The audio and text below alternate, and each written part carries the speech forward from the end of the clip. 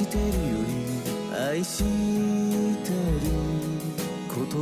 come on. Why won't the mentally ill just take their medication? We wouldn't have this homeless problem if they would just take their medications. Okay, I hear that a lot. And right now, there is something timely happening. So I thought I'd address one thing and try to tie it all into what's happening up there in Canada. Yes. Now, before we go into this, I don't want to put up with people on the left, people on the right. That's not what I'm talking about. It's not who's right. I just have a different way of looking at things based on my experience. So we talk very nicely in the comments, or we do not talk at all, okay? Because I may explode some people's minds. All right. But I believe it's really relevant. What we have is the Truckers Convoy, and they're upset about mandates. And is this a slippery slope? And let me give you my background and my experience. All right, so those longtime followers, which I love you all, know that I was housed with over 1,000 homeless people, and they could be homeless because something bad happened to them. They could be drug addicts, alcoholics, or whatever. I was lucky. I was never a drug addict. I wouldn't even know where to get drugs at, and not an alcoholic. Okay, so with that being said, so I'm going to read from my script that I wrote. All right, so why won't the mentally ill take their medication? Well, I hear that a lot, and that's a really good question. And I think it's relevant today. Why? Because it parallels what's happening up there in Canada with the truckers and them mandating something else. So my background is I was housed with over 1,000 homeless people in a span of a couple of years, maybe 4 years. I have never taken drugs, and I was never an alcoholic. I was just broken to the point, catatonic, probably having a nervous breakdown, suicidal, just all the things that, can break a human spirit. So my longtime followers know that my good friend Richard is missing. He is a 2-time Purple Heart winner. And why? Because he saw things in Vietnam that no human should ever see. And a quick recap is his platoon went into the jungles and someone stepped on a landmine, and how he got his Purple Heart and all of his nightmares is someone stepped on a landmine and people were blown up all over the place, and he basically got them out of the jungle. I mean, it could be a guy with no legs, and he would put them up on his shoulder and just run him out of the jungle. I'm sorry, I get a little emotional.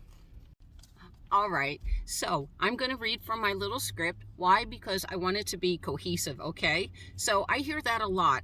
And like I said, my walk with mental illness has given me a unique viewpoint, because I know so many people that have been through so many things. I know a woman that was sexually assaulted, we'll put it nicely, but being Roman Catholic, she was pregnant, she had to carry the baby for 9 months, then give it up for adoption. I mean, we have no idea what makes some people break.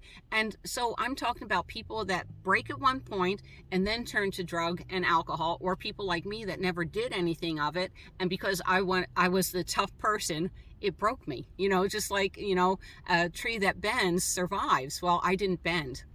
So literally, I've met hundreds of people, each with unique stories. And my perspective is from the military. These were perfectly fine individuals like Richard. They go to war, they see unspeakable things, and it changes them. So my background was I was violently assaulted at knife point. And since then, well, you saw the anxiety video, right? My night terrors, insomnia, as well as 20 other symptoms is what I've lived with for 40 years. So I'm going to tell you why most homeless and mentally ill don't take their medications, because that's what you're here for. And I would love to have a debate with you guys. And like I said, we're not talking left or right. I see what's happening in Canada, and it's coming from my viewpoint. All right, so why won't the homeless take their medication? Simple. The people that I talk to, the medications don't work. They don't do what they're supposed to do, or they bloat up 40 pounds, and it makes them dull and lethargic, and they don't want to go through life sleepwalking. But because it doesn't work, if it worked, I personally would take them. How many different cocktails did the doctors get me to try over the course of years? And I'll tell you my story in a second. But I've done also every type of therapy there is known to man. My night terrors are so bad, most mornings I wake up at 3 in the morning, just terrified, scared out of my mind. And they're so terrifying, I can't go back to sleep. So I don't want to live with night terrors. No one would, or my other symptoms. So why won't I take my medications? Well, they don't work. That's why. And the medications that they give me, well, they won't prescribe anything that's addictive, anything harder than basically melatonin or something really wimpy. They don't want me to get addicted. Well, apparently I'm addicted to nightmares for 40 years. And if they would give me something that would work, I would take it. And I'm sure most homeless people would do the same. So we'll get to the slippery slope dealing with the Canadians in a minute. All right? So let's talk side effects. So every pill they gave me, and at the beginning I was on 2 pills. Then I'd have side effects. All of a sudden I developed allergies. Or, so then they'd give me a different pill. Then I was on 3 pills and 5 pills and all the way up to 11 pills. And that's when I had the restless leg syndrome. I'd never had restless leg syndrome in my life. And then they gave me another pill. And that's when I started having seizures. Yes, seizures. So what was the VA hospital going to do? Give me more pills to control my seizures. Well, at that point, I told them, no. We are done. We are done experimenting on me. I threw away most of the medication except for my high blood pressure and another one. And diet, exercise, fresh air, sunshine. I try to live like that.